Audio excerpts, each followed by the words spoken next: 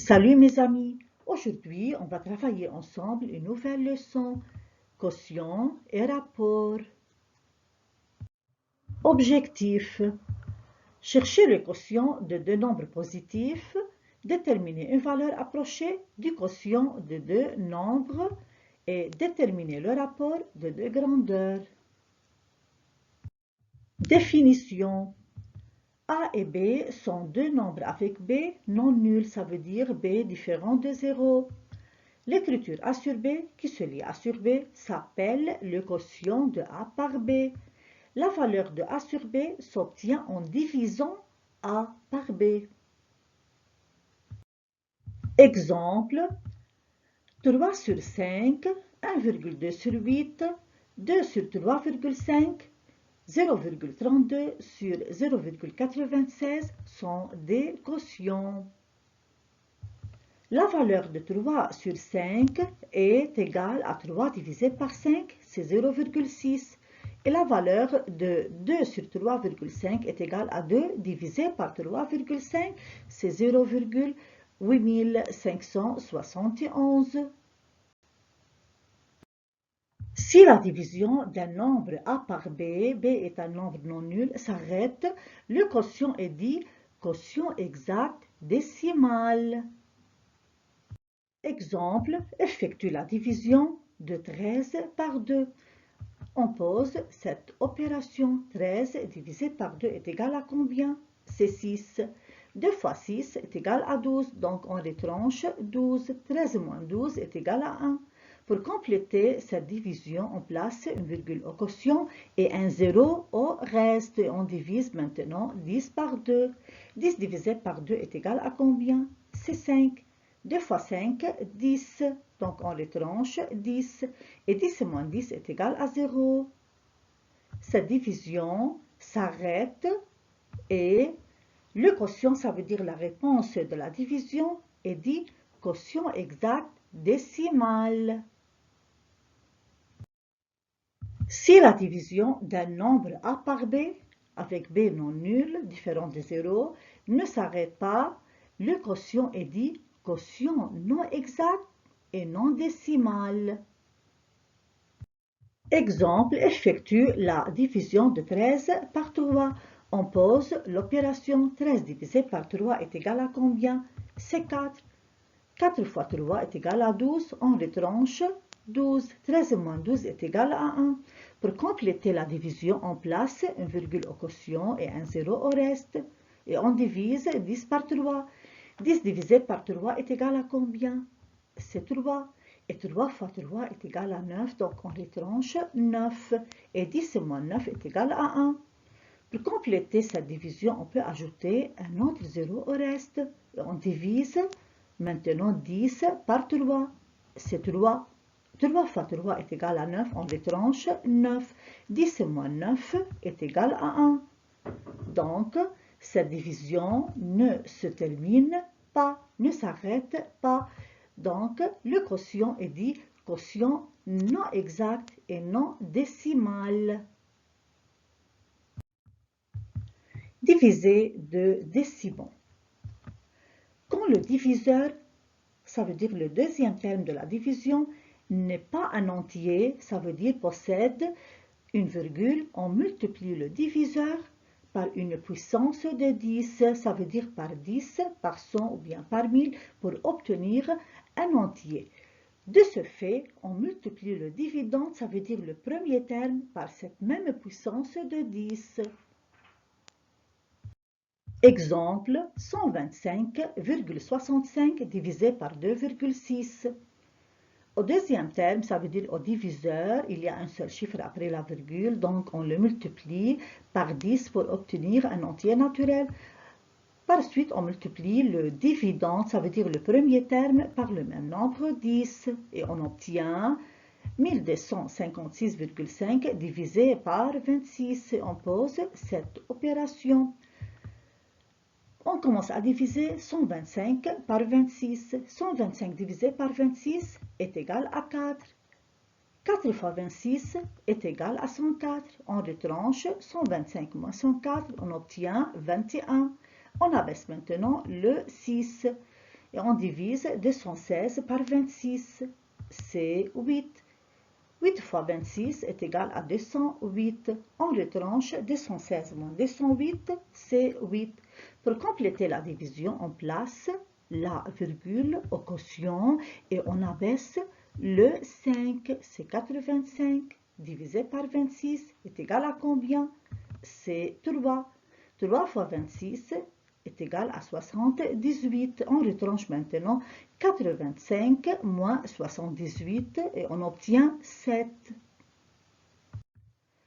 Dans cette division, le reste n'est pas nul, donc la division ne se termine pas et le quotient 48,3 s'appelle quotient approché ou bien valeur approchée.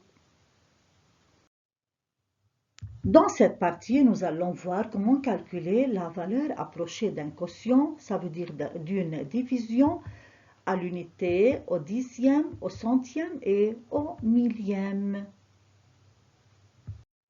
Exemple, effectue la division suivante, 75,38 divisé par 0,35. Dans cette division, on remarque que le diviseur, ça veut dire le nombre qui est en bas, 0,35, contient deux chiffres après la virgule. Pour obtenir un entier naturel, ça veut dire un nombre sans virgule, on le multiplie par 100. Donc on multiplie le dividende, c'est le nombre qui est en haut, par le même nombre 100. Et on obtient 7538 divisé par 35. On pose cette opération. 7538 divisé par 35 est égal à combien? On commence à diviser d'abord 75 par 35. 75 divisé par 35 est égal à 2.